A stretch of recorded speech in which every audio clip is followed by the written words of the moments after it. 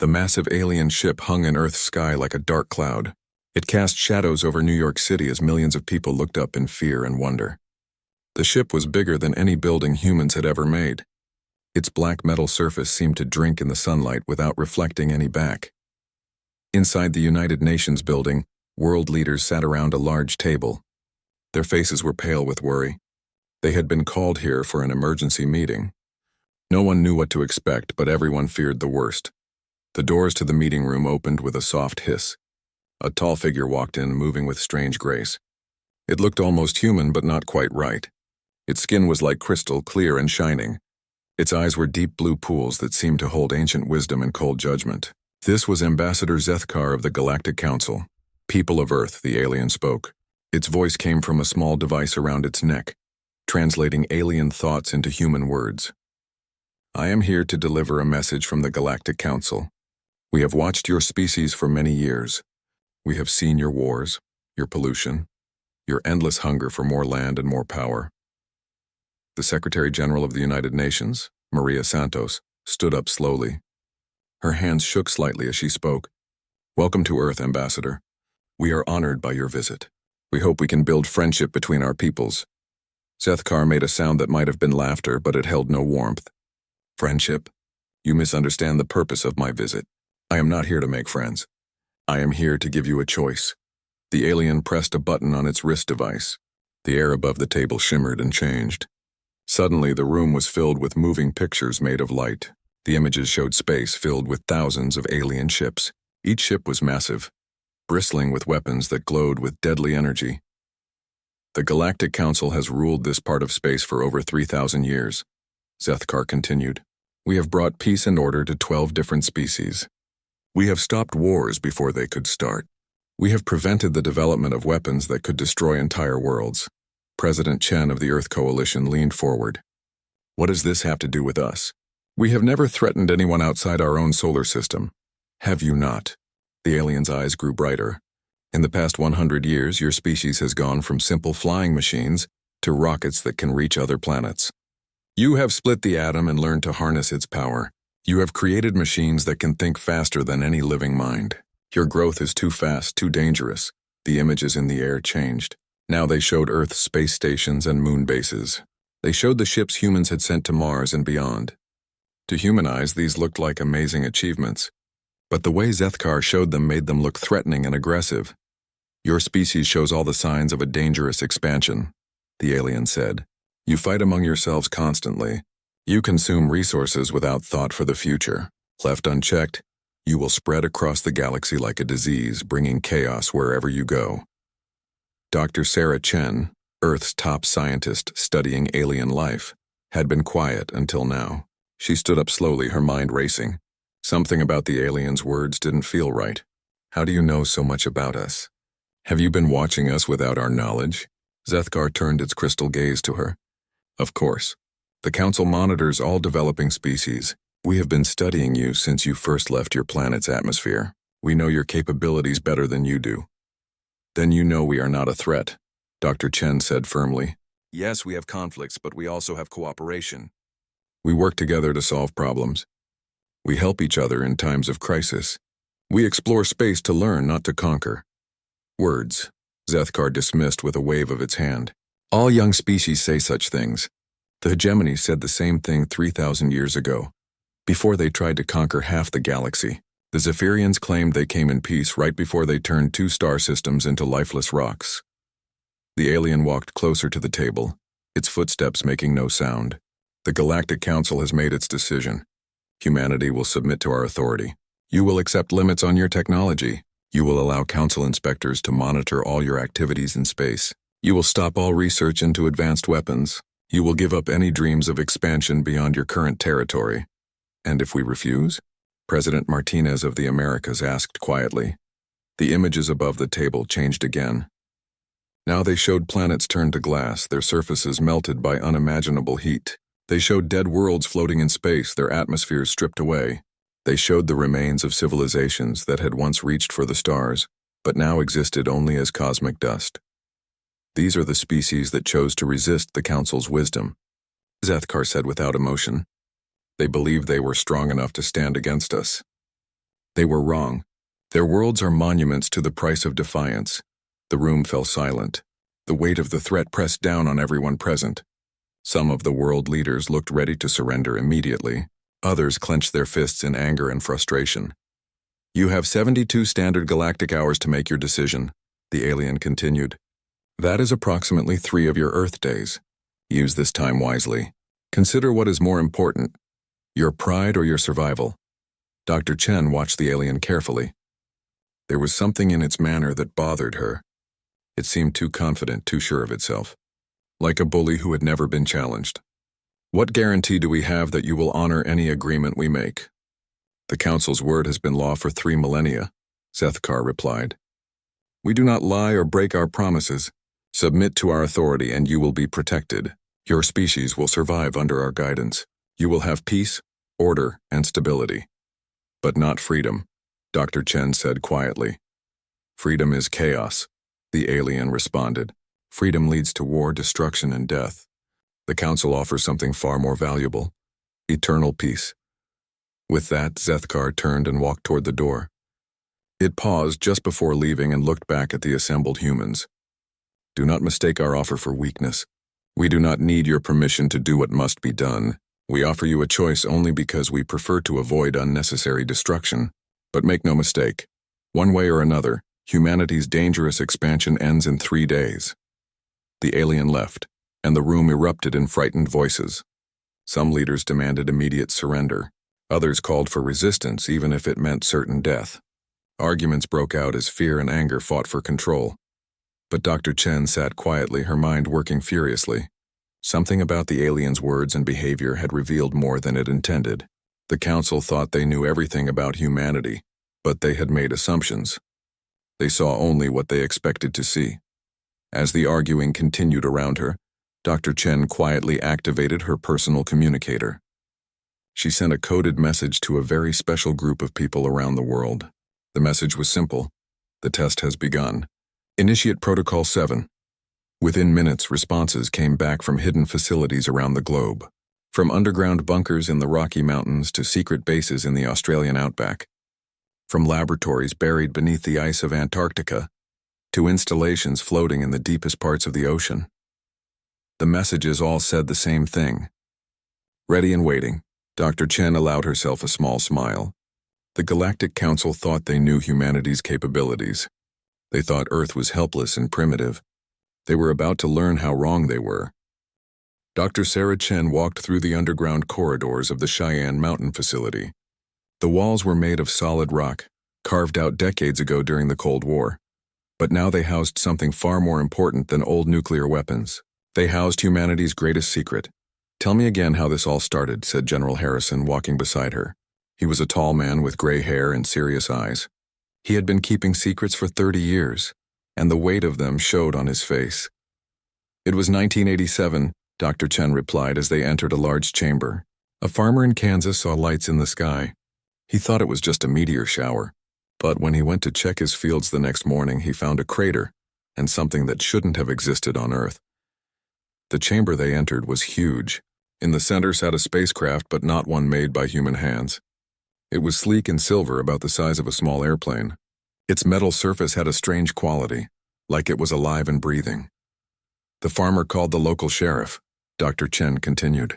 The sheriff called the state police. The state police called the FBI. Within 6 hours, this place was crawling with government agents.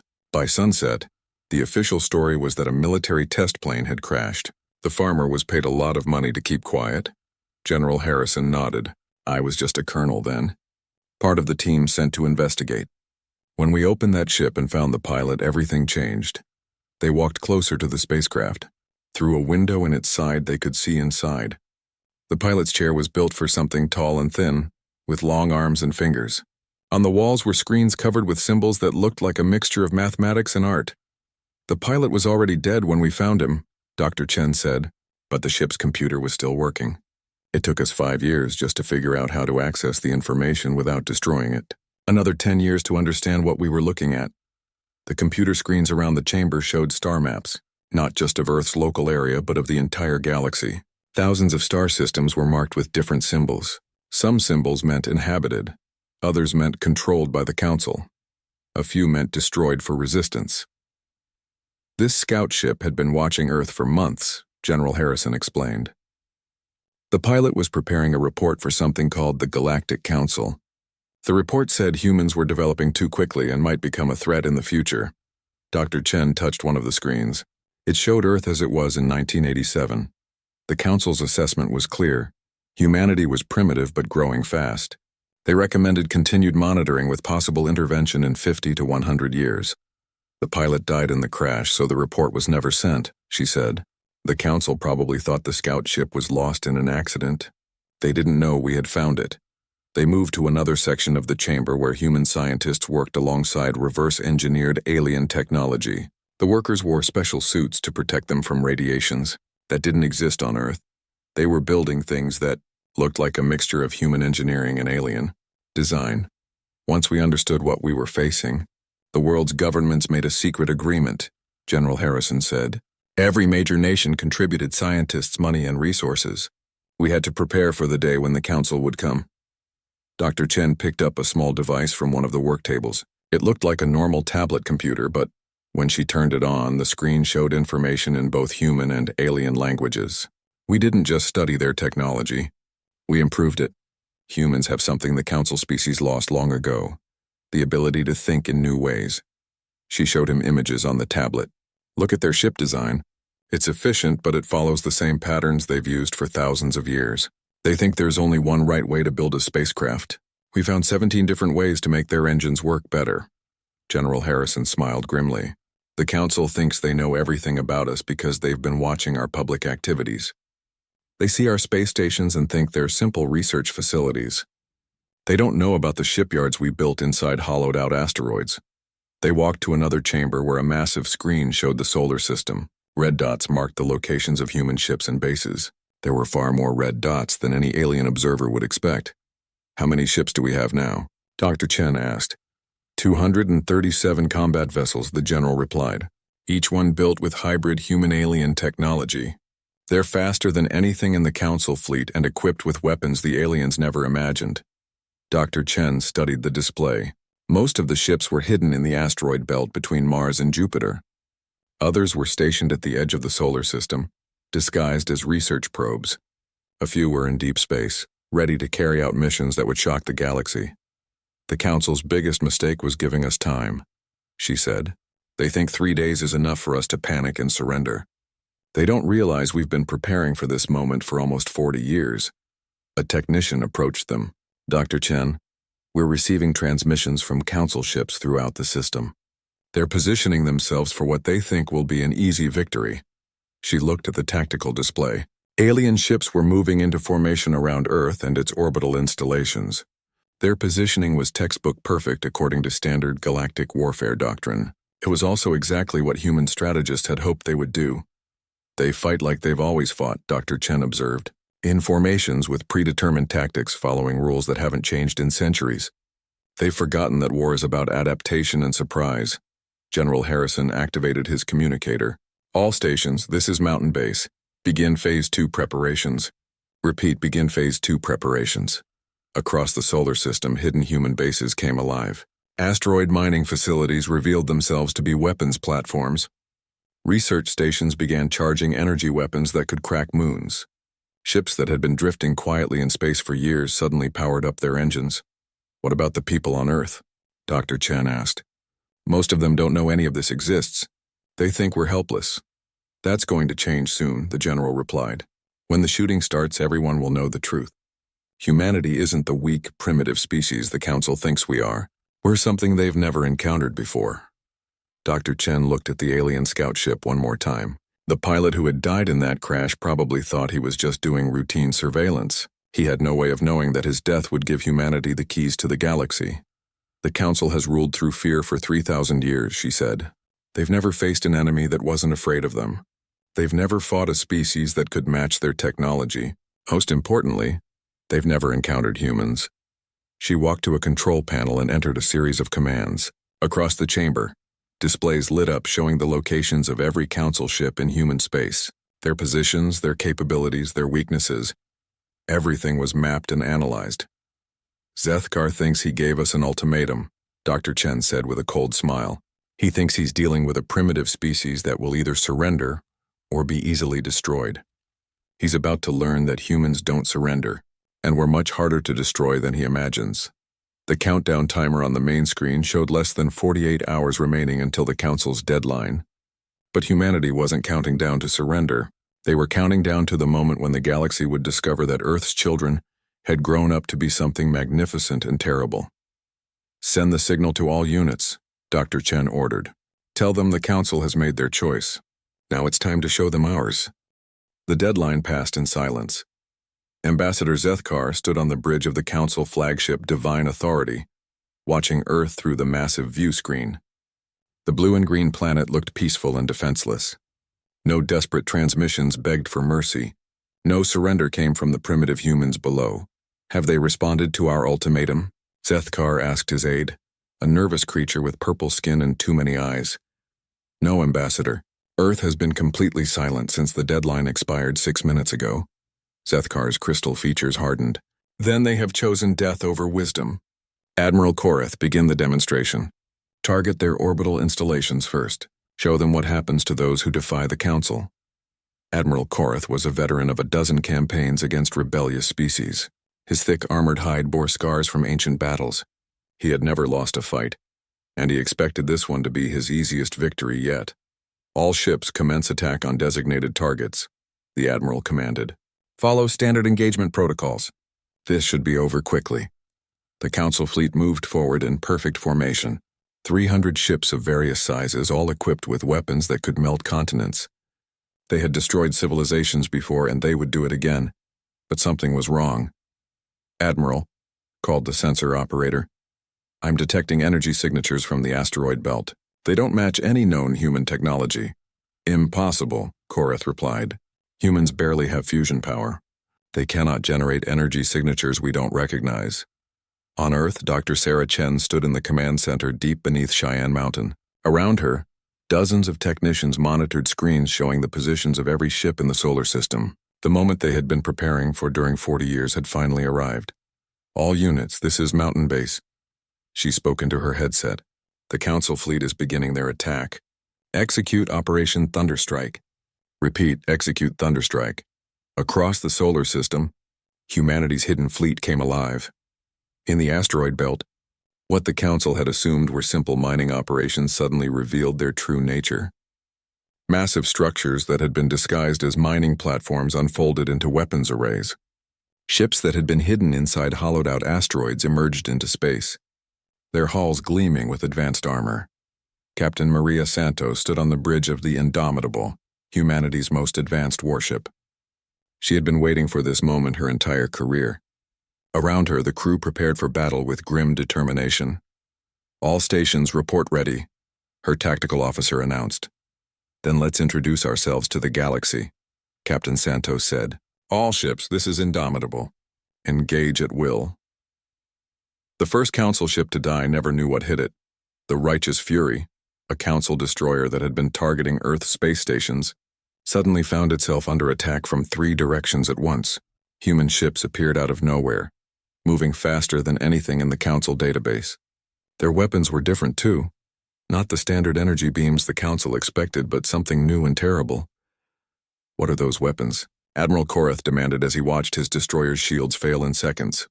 Unknown technology, sir, his weapons officer replied with panic in his voice.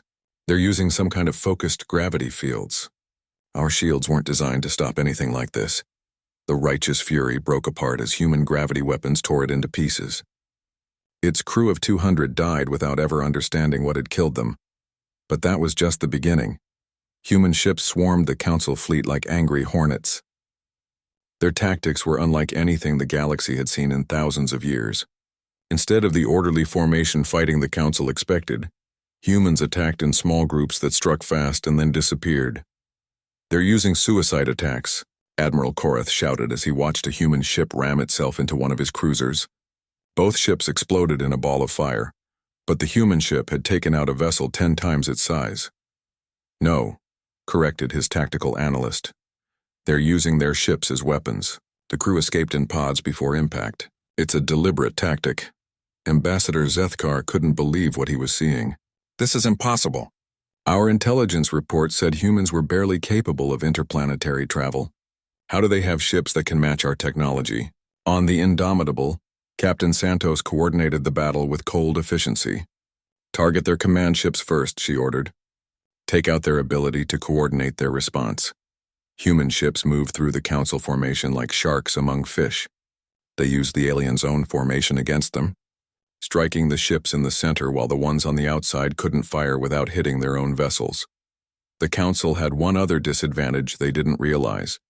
They had been fighting the same way for so long that their tactics had become predictable. Human strategists had studied every battle the Council had fought for the past 1,000 years. They knew exactly what the aliens would do in any situation. "Admiral, we're losing ships faster than we can count them," reported Admiral Korath's aide. "The humans are targeting our weapon systems specifically. They know exactly where to hit us." "How is that possible?" Korath demanded. He got his answer when a human boarding party took control of the Council battleship, Eternal Justice. The humans moved through the ship's corridors with impossible speed, striking at critical systems with surgical precision. It was as if they had detailed blueprints of every Council ship design, which, unknown to the Council, they did.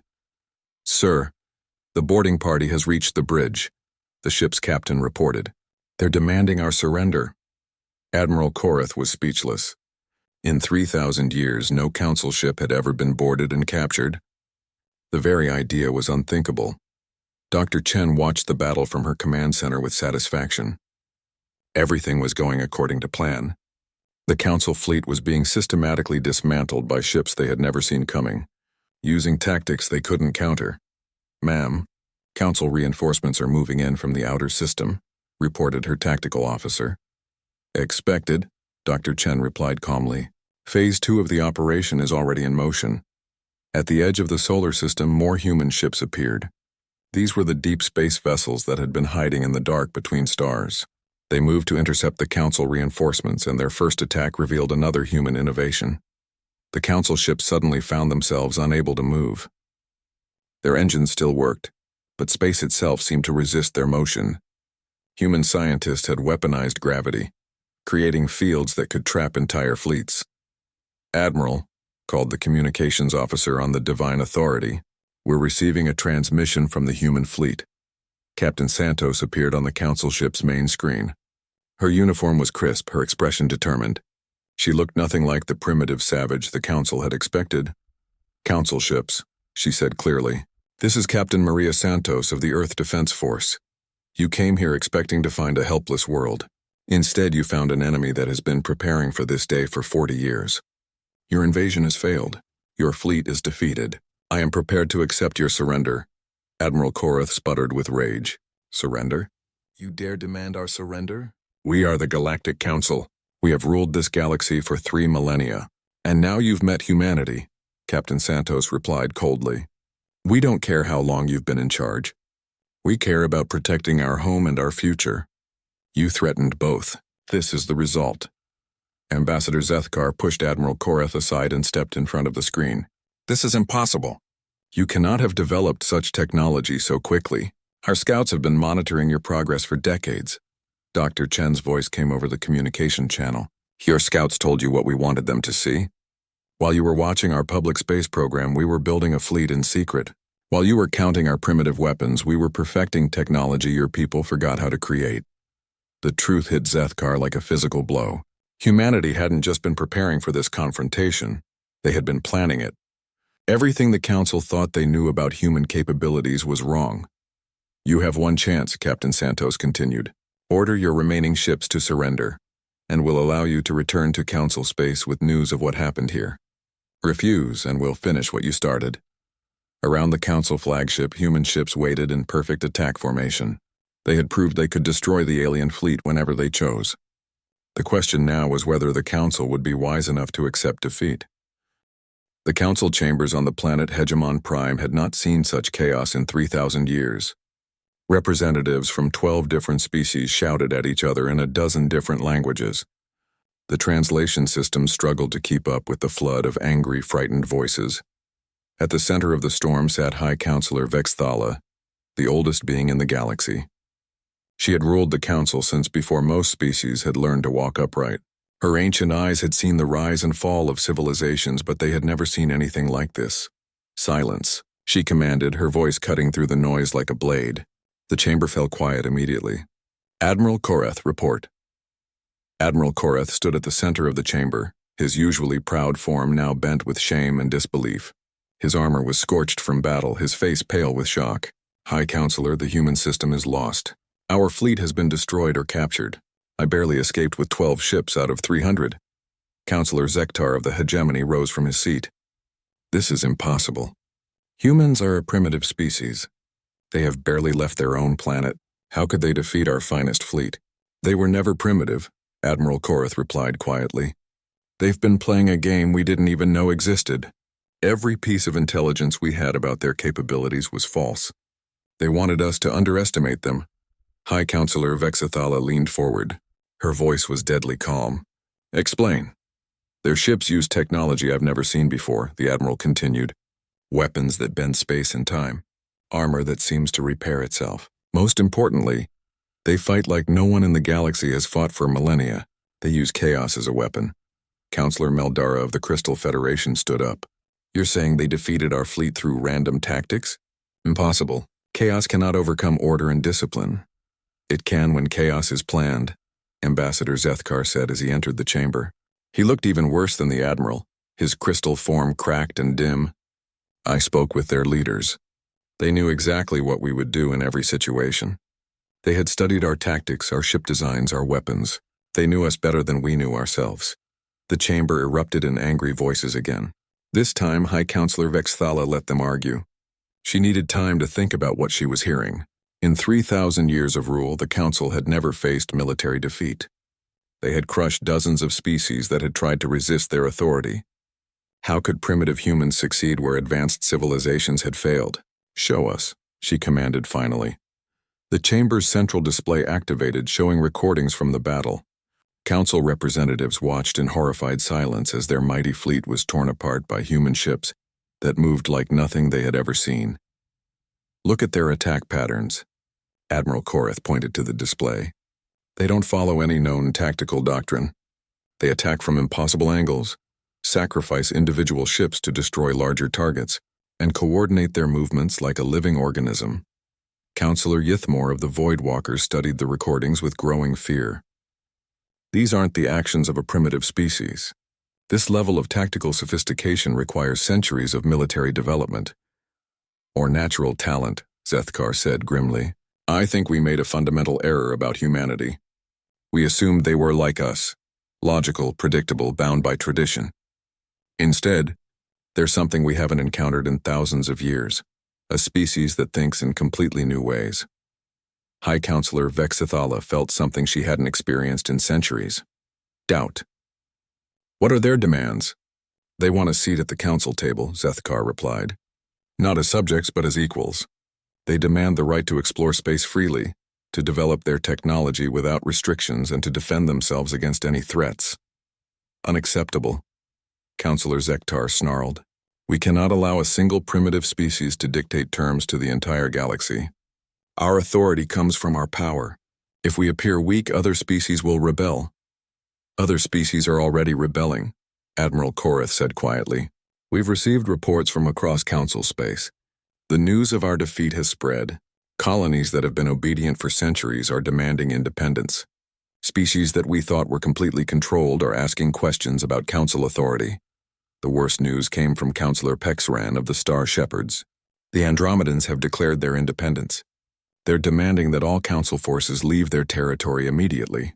The Centauri Alliance has started developing weapons in violation of council law. Even the normally peaceful Aquarians are building defensive fleets. High Counselor Vexthala felt the weight of 3 millennia pressing down on her. She had spent her entire existence maintaining the order that kept the galaxy peaceful and stable. Now that order was crumbling because of one stubborn little species that refused to accept their place. What about their military capabilities? She asked. How many ships do they actually have? Admiral Korath's face grew even paler. We don't know. They revealed less than half their fleet during the battle.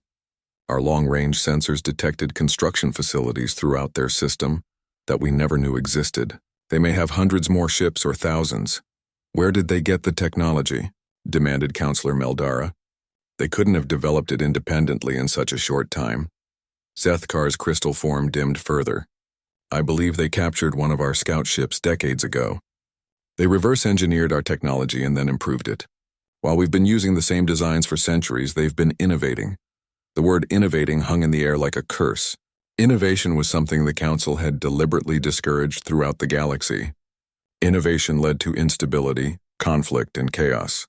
The Council had brought peace by enforcing conformity and tradition, but now that same stagnation had become their weakness. High Counselor, called an aide from the communications center. We're receiving a transmission from the human system. Display it, Vexthala commanded.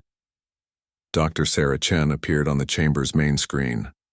She looked calm and confident, not at all like someone whose world had just been threatened with destruction. Behind her, displays showed the wreckage of the Council fleet floating in space around Earth. High Counselor Vexthala, Dr. Chen said respectfully. I am Dr. Sarah Chen, speaking for the people of Earth. We have defeated your invasion fleet and captured many of your ships. We are prepared to return your surviving personnel and ships as a gesture of goodwill. Goodwill? Counselor Zektar interrupted. You dare speak of goodwill after attacking Council forces? Dr. Chen's expression didn't change. You attacked us first. We simply defended ourselves more effectively than you expected. Now we have an opportunity to establish a new relationship based on mutual respect, rather than fear. High Counselor Vexthala raised a hand for silence. What are your terms, human? Simple, Dr. Chen replied. Recognize Earth as an independent world with the right to defend itself. Grant humanity a seat on the Galactic Council with full voting rights. Allow us to explore and colonize space without interference. In return, we'll share some of our technological innovations with Council species. Share your technology? Counselor Ythmore asked suspiciously. Why would you do that? Because we're not like you, Dr. Chen said with a slight smile. We don't want to rule the galaxy through fear. We want to explore it, learn from it, and help it grow. The Council has brought stability, but stability without progress is just another form of death. The chamber fell silent as the Council representatives absorbed her words. For 3,000 years they had ruled through superior technology and military might. Now they faced a species that was offering to share the very innovations that had defeated them. You've given us much to consider, High Counselor Vexthala said finally.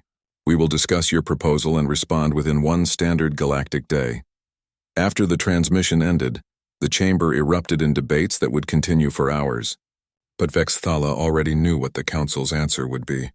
They had no choice but to accept humanity's terms. The age of unchallenged Council rule was over. The age of humanity had begun. 1 year later, the Galactic Council chambers looked very different. The ancient circular arrangement that had remained unchanged for 3 millennia now included a new section. Earth's representatives sat at a polished metal table that gleamed under the chamber's lights, their presence a constant reminder that the galaxy had fundamentally changed. Dr. Sarah Chen stood at the center of the chamber, addressing the assembled representatives. Her voice carried clearly through the translation systems to beings from across the galaxy. Behind her, holographic displays showed star charts marked with new symbols that represented hope, growth, and change. 6 months ago, the hegemony asked for our help in solving their energy crisis, Dr. Chen said.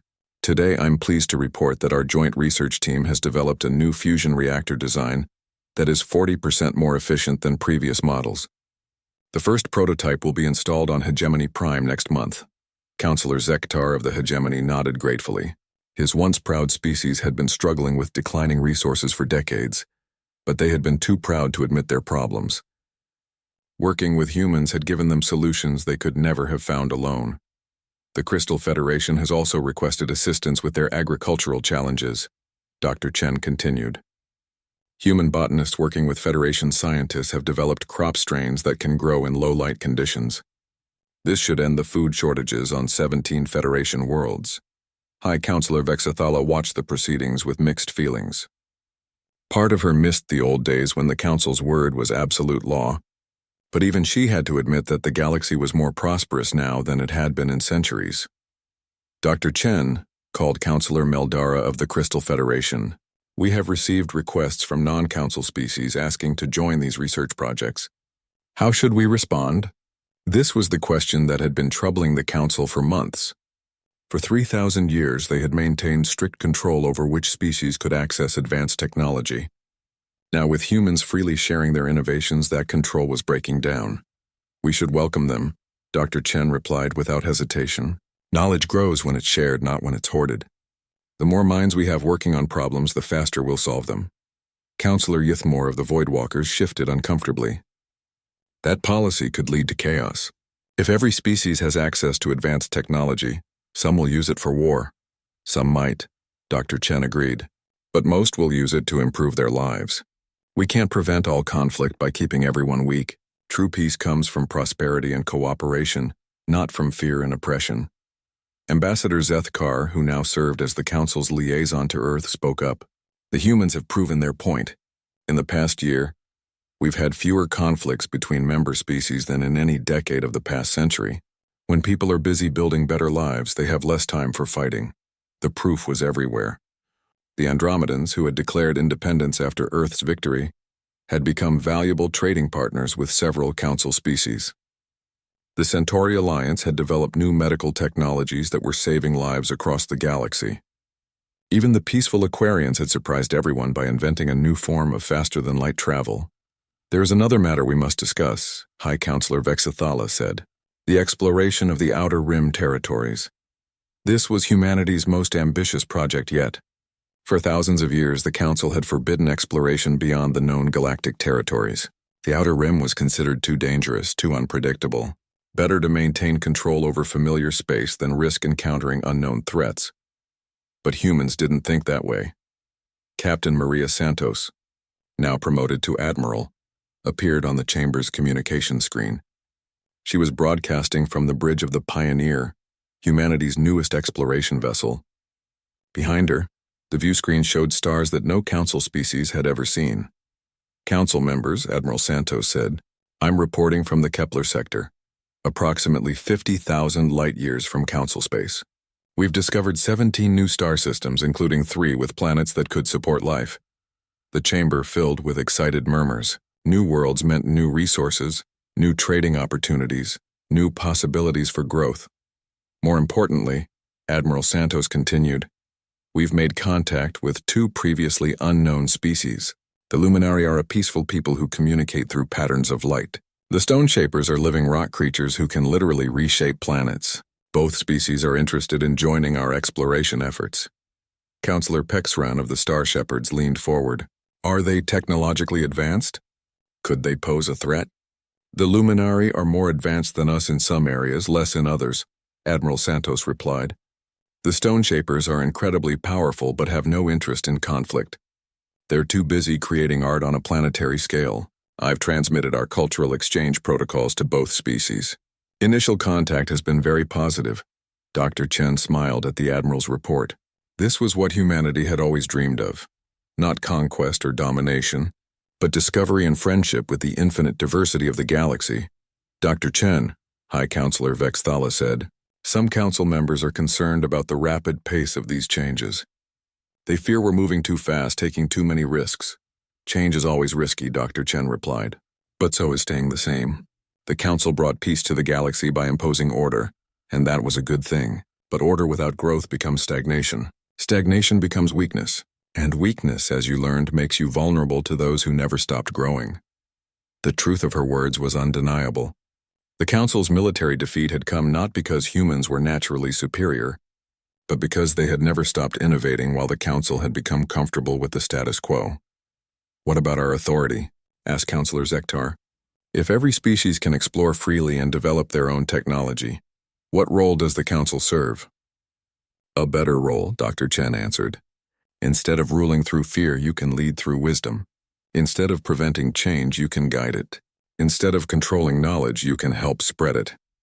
The galaxy needs the Council's experience and wisdom now more than ever. Ambassador Zethkar stood up.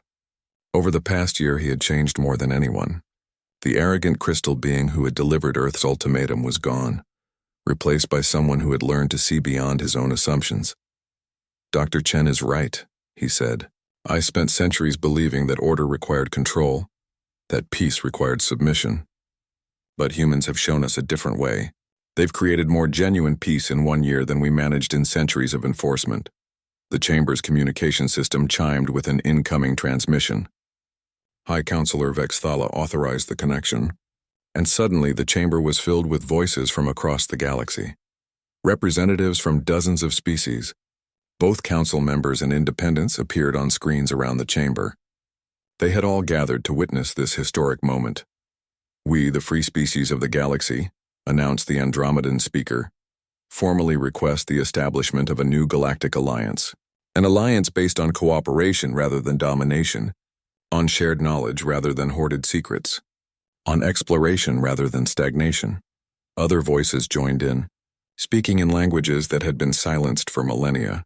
The Rigelians, who had been enslaved by the Council for 2,000 years, were now free and developing their own starships. The Taucedians had created art so beautiful it moved even the emotionless Voidwalkers to tears. The Alpha Centaurians had solved mathematical problems that had puzzled the galaxy's greatest minds for centuries. High Counselor Vexitala looked around the chamber at the faces of beings she had ruled for thousands of years. For the first time in her ancient life, she saw hope in their eyes instead of fear. "Very well," she said finally. "Let it be recorded that on this day, the Galactic Council formally dissolves itself and joins the new Galactic Alliance as an equal member. May this alliance bring prosperity and peace to all species, and may we explore the infinite possibilities of the galaxy together." Dr. Chen felt tears in her eyes as cheers erupted from across the galaxy. Humanity had set out to defend their home and ended up liberating an entire galaxy from the chains of stagnation. As the celebration continued around her, she looked up at the star charts showing humanity's exploration routes. There were so many worlds to discover, so many species to meet, so many wonders to explore. The galaxy was finally free to grow again, and humanity would help lead the way into a future brighter than any species had dared to imagine. In the end, the Council had claimed power over the galaxy, but Earth's reply hadn't just shaken them, it had set everyone free.